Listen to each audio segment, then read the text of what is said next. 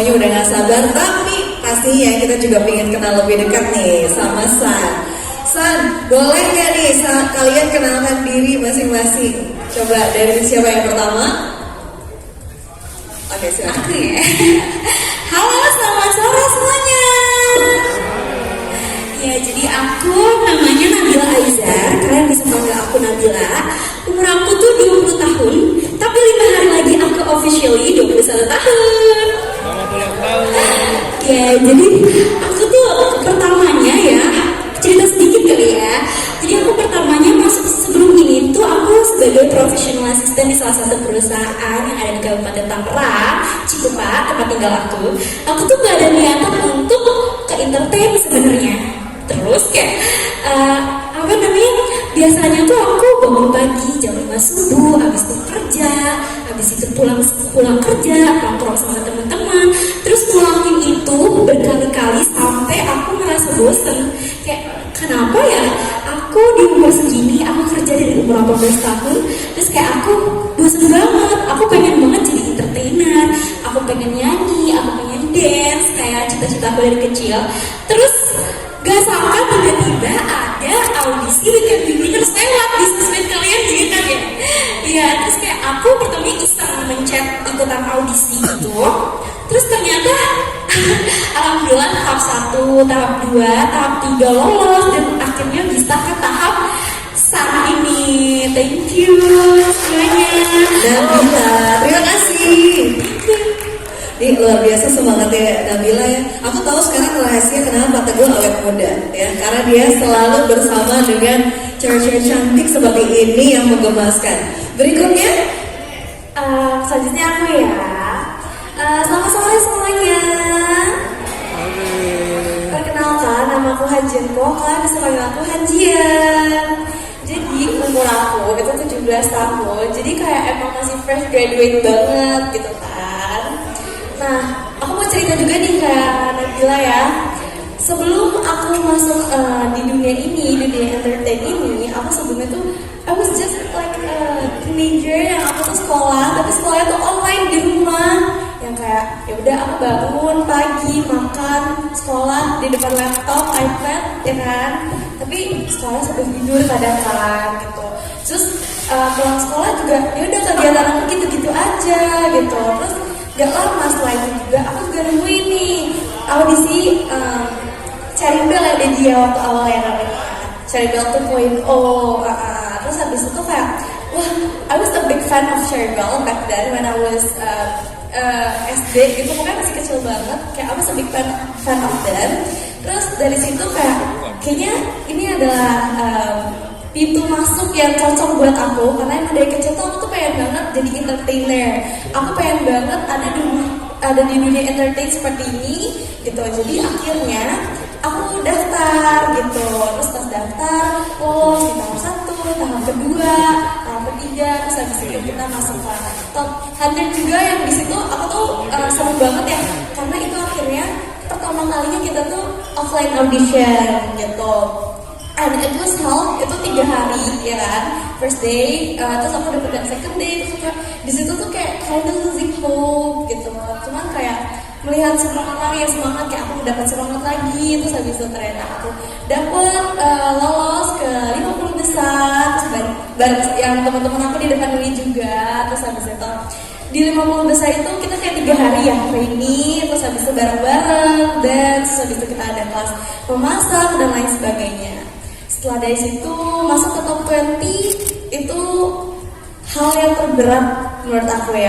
Itu adalah poin yang dimana aku jauh dari keluarga aku yang sebelumnya aku 2 tahun di rumah aja di kamar gitu kan sama mami papi. Pas kata di top 20 ini tuh aku sebulan tinggal sama teman-teman aku yang kayak bahkan sebelumnya tuh belum pernah kenal Kak gitu. Jadinya pas kata di top 20 itu mungkin kalian yang semua penonton tahu yang ikutin aku dari masa audisi. You know how I survive. Kalian tahu betapa kerja kerasnya aku di sana. Terus habis itu betapa aku trying hard juga di sana. Teman-teman aku juga jadi saksi. Terus habis itu ada teman-teman kamar aku yang ngeliatin aku latihan yang malu kayak oke, aku masih bisa, aku pasti bisa gitu. Terus pas setelah 1 bulan kita karantina, kita pernah garap kentang ya bareng-bareng. Terus habis itu kan itu juga itu adalah salah satu momen yang paling mengharukan karena di situ kita tuh tidurnya di dalam tenda yang kayak tenda itu langsung ke rumput-rumputan gitu ya. Terus habis itu kayak malamnya baru pengumuman. Terus kayak aku tuh di situ padahal sebelum itu aku tuh kayak udah kayak losing hope, kayak ya udah aku pasrah gitu. Cuman kayak ternyata aku bisa berada di sini gitu loh. Tapi ini semua bukan berkat diri aku sendiri, tapi kayak berkat teman-teman yang bernama dan keluarga aku gitu loh. Gitu. Terus habis itu karena aku udah di sini, aku seneng banget. Terus habis itu aku bakal try hard lagi ke semua orang gitu. Bakal terus berkarya dan entertain semua orang. Gitu aja dari aku. Thank you. Terima kasih Anjian. Itu dia tadi yang kita udah semakin kenal dekat dengan Anjian. Yang berikutnya siapa? Cek, boleh dicek lagi? Cek. Halo, selamat sore semuanya. Perkenalkan, nama aku Anastasia Narwastu, biasa dipanggil Tasya. Mungkin di sini udah banyak yang familiar sama aku sebelumnya karena ini bukan pertama kalinya aku ada di dunia entertainment, bukan pertama kalinya aku debut juga. Kalau kita boleh kelas balik ya, pertama awal mulanya aku itu berminat gitu, punya passion di dunia entertainment itu awalnya itu kayak orang-orang pada umumnya deh kayaknya. Kita mulai dari K-pop ya, kan banyak tuh ada Blackpink, ada Twice. Aku melihat kayak kayaknya bakat aku bukan di belajar deh, kayak aku gak bakat nih sekolah dan lain-lain nih. Akhirnya waktu itu di masa itu ada suatu idol group sebelah ya, kalau yang tahu JKT48, dan akhirnya aku waktu itu masuk tahun 2018 sebagai member JKT48. Singkat cerita di sana aku berproses, di sana aku belajar menjadi seorang idol gitu kan. Tentunya dengan culture yang berbeda gitu sama yang mungkin orang tahu K-pop, mungkin orang tahu dulu Indonesia, itu adalah a whole new culture yang aku pelajarin di sana. Dan setelah yang sama-sama kita tahu ya, pandemi kan datang menyerang ya. Pandemi datang menyerang, banyak income yang tersendat, banyak jalan yang tertutup, dan salah satunya jalan yang harus ditutup dulu sama Tuhan saat itu adalah aku harus berhenti dulu dari JKT48 karena ada restrukturisasi besar-besaran. Jadi ada sekitar 33 member yang di cut off, dan itu termasuk aku. Pada saat itu sekitar tahun 2020 awal 2021 awal, 2021 awal kejadiannya. Aku merasa setelah keluar ada suatu pemikiran mindset yang kayak apa mungkin hidup yang selama ini satu-satunya aku tahu nih 3 tahun di JKT48, apa ini bukan jalan aku, apakah ini bukan tempat yang tepat buat aku, apakah ini suatu tanda gitu ya, mungkin Tuhan ngasih tahu, oh Tasya tempat kamu bukan di situ, aku akan tempatkan kamu di tempat lain. Selama 1 tahun aku struggle dengan pengalaman itu, dengan pemikiran itu, karena bagaimanapun selama 3 tahun it's the only thing I know gitu kan. Cuman ternyata memang ada rencana Tuhan lah ya di balik semuanya. Sekitar bulan Oktober November akhir gitu ya, adalah terpampang si iklan Cherry Bell 2.0 nih mau buka nih gitu. Waktu pada saat itu pun aku bukan yang dengan langsung menggebu-gebu, oke, ini saatnya aku berkarya lagi, itu tuh enggak gitu loh. Karena masih ada suatu perasaan yang mengkonsum aku kayak, kalau misalnya aku nanti gagal lagi gimana, self esteem aku yang rendah, aku yang bertanya-tanya apa iya, dan itu bersamaan dengan aku yang lulus kuliah waktu itu.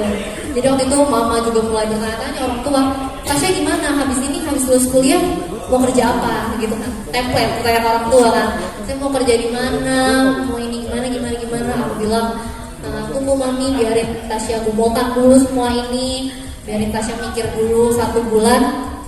Setelah 1 bulan banyak introspeksi diri, banyak self melihat lagi ke diri sendiri, akhirnya aku memutuskan, oke, lebih baik aku nyesel pernah nyoba, lebih baik aku sakit hati kalau nggak ketolak daripada aku nyesel karena nggak pernah nyoba. Aku pikir gitu. Akhirnya aku coba. Aku bilang, Mami kasih Tasya waktu 3 bulan. Kalau misalnya Tasya nggak lolos dalam 3 bulan, Tasya akan buang semua mimpi Tasya di dunia entertainment. This is my last round. Kalau misalnya Tasya nggak lolos, Tasya akan kerja gitu. Tasya akan tinggalin lah semua dunia entertainment ini. Cuman ternyata memang jalan Tuhan mah ada aja ya. Melalui Dedi Teguh, Katina, tim Weekend Be Winners, dan semua orang yang berproses sama aku di sini, ternyata aku sekali lagi ditunjukin kalau I'm on the right track gitu. Aku ada di jalan yang tepat, aku ada di tangan orang-orang yang tepat, dan aku juga kan suka banyak yang nanya kan, Tasya gimana rasanya debut 2 kali? Mana rasanya mah biasa aja lah, cepil, udah nggak deg-degan lagi. Tapi sebetulnya enggak loh. Semua pengalaman yang aku terima selama aku audisi karantina di Weekend Be Winners itu adalah bener-bener proses. Kalau ibaratnya adonannya ini tuh mengadon dari awal gitu. Bener-bener start from the scratch lagi. Aku kenal sama orang baru lagi. Aku bangun kepercayaan diri lagi. Mulai skill lagi dari nol. Dan akhirnya aku bisa dan tiba di sini. Bisa dengan bangga kembali nunjukin ke kalian. Halo, aku Tasya dan aku kembali lagi ke scene. Mohon dukungannya semuanya. Oke, terima kasih Tasya. Dan berikutnya siapa lagi? Atta. Halo semuanya, selamat malam. Para undangan yang terhormat, untuk media, keluarga, teman, dan anak-anak WCBW tersayangku yang udah nyempetin waktunya untuk datang di sini menyaksikan debut Sun yang sangat ditunggu-tunggu setelah setahun ini yang udah kita persiapkan. Perkenalkan, nama aku Dewi Tantarendra, aku bisa dipanggil Atta, tapi bukan Halilintar. Dan aku mau cerita sih beberapa detail-detail mengikuti audisi Weekend Be Winners ini. Bener-bener aku tuh sebelumnya hanyalah remaja biasa ya, seperti biasa yang hidup di ibu kota, kuliah, berteman, bergaul seperti biasa, dan yang punya mimpi besar banget untuk bisa ngembangin nih bakat yang aku punya dari kedua orang tua aku sebagai penyanyi. Aku dapat bakat ini tuh dari orang tua aku yang emang aku pengen banget untuk ngembangin. Dan dari aku kecil tuh aku suka banget untuk ikut audisi, tapi emang kayaknya belum rezeki aja gitu. Sampai akhirnya kemarin tuh aku pas lagi online kelas, kan lagi pandemi ya, jadi online. Aku inget banget, aku lagi Zoom sebenarnya, tapi aku sambil scroll Instagram gitu. Terus aku nemuin audisi Cherrybelle 2.0. Terus udah tuh aku klik, terus aku isi Google formnya, terus aku dalam hati, wah ini kayaknya nih jawaban nih dari apa yang aku tunggu selama ini. Dan aku di dalam hati aku tuh kayak oke, ini percobaan terakhir aku. Kalau emang ini jalannya, aku sangat bersyukur. Tapi kalau emang enggak, ya udah nggak apa-apa, berarti emang bukan di sini. Dan aku bilang sama diri aku, ya udah nggak apa-apa kalau emang bukan jalannya, aku bakal tetap lanjutin hidup aku seperti biasa, kuliah, habis itu nanti lulus cari kerja jadi budak korporat aja. Tapi ternyata alhamdulillah banget, semua berjalan lancar. Aku ketemu sama anak-anak WCBW yang lain, yang cantik-cantik, bertalenta semua, yang benar-benar aku selama 2 tahun itu udah gak pernah temuin lagi ya, karena kan cuma di rumah dan aku udah gak bersosialisasi. Terus akhirnya ketemu lagi sama anak-anak WCBW tuh kayak aku seneng banget ketemu lagi, bersosialisasi lagi. Tapi ada rasa takutnya, karena kayak kan lagi COVID ya, jadi aku merasa aduh takut dia mau kayak ngobrol sama aku kan karena lagi COVID. Jadi kayak sebenarnya jadi agak ada jarak gara-gara COVID. Tapi lama-lama audisi Weekend Be Winners itu ngajarin aku lagi, ayo semangat lagi, kejar mimpi kamu. Dan aku belajar banyak juga di audisi ini. Akhirnya aku ketemu sama San setelah melewati beberapa tahap audisi yang benar-benar berat banget sih kalau bisa dijelasin tuh sebenarnya berat banget gitu. Tapi aku sangat-sangat bersyukur akhirnya hari yang udah ditunggu-tunggu ini tiba juga dan bisa kita lihat nanti gitu. Dan perjalanan Sun akan dimulai. Kita berharap banget semoga nanti bisa diterima oleh semua kalangan dan semoga kita tetap bisa dapat dukungan dan cinta dari kalian semua. Terima kasih banyak. Terima kasih Atta. Dan berikutnya yang terakhir ada Sujin, silakan. Hai semuanya, nama aku Sujin, but probably kalian kenal aku sebagai Sujin or Sujina or Gina. Jujur banget nih, aku tuh emang dari kecil banget emang udah punya impian to be in the entertainment industry. Emang kebetulan tuh dari dulu aku tuh suka banget sama nyanyi, sama modeling, sama acting. Cuman aku sama sekali nggak pernah ada pikiran berada di posisinya sekarang. Terus habis itu kayaknya aku menjalankan banyak casting, banyak audisi, cuman pintu kayak ketutup semua.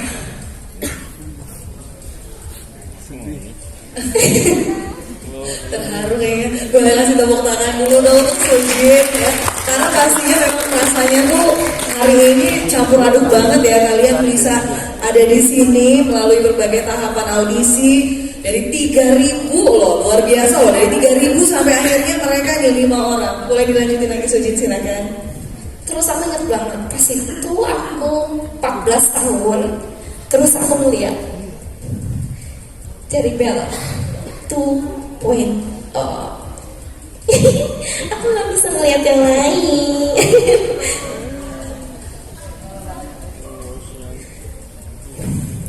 Terus habis itu kan aku ngejalan audisinya, cuman aku ngerasa kayak aku cuma doing for fun gitu doang.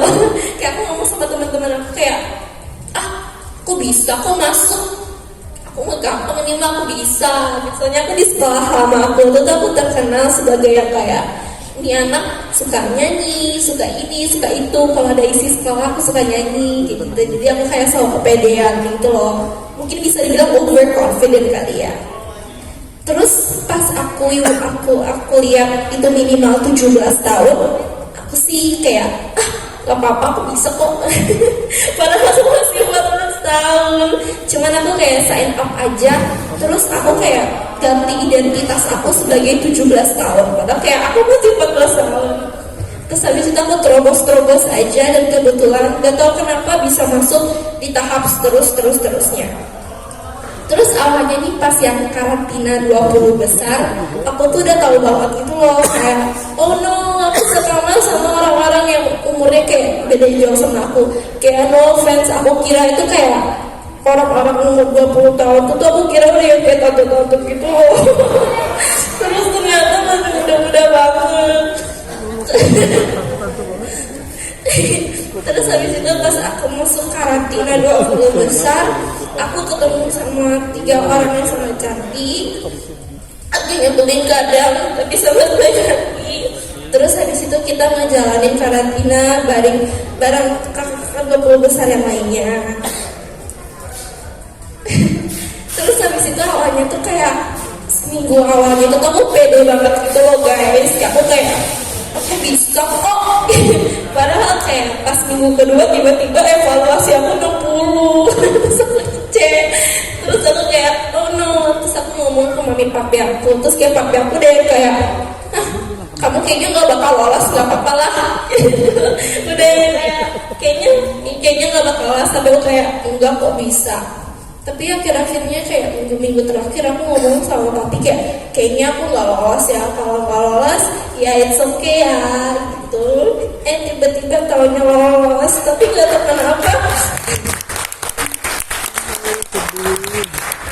gak tahu kenapa pas dipuntang pas pengumuman tuh kayak seneng tapi sedih juga gitu loh. Ini menggemaskan banget ya Sujin ini ya. Dia bisa loh nangis sambil ngomong, sambil senyum-senyum, sambil ketawa, campur aduk deh, seru banget. Apa lagi tuh Sujin? Ada lagi?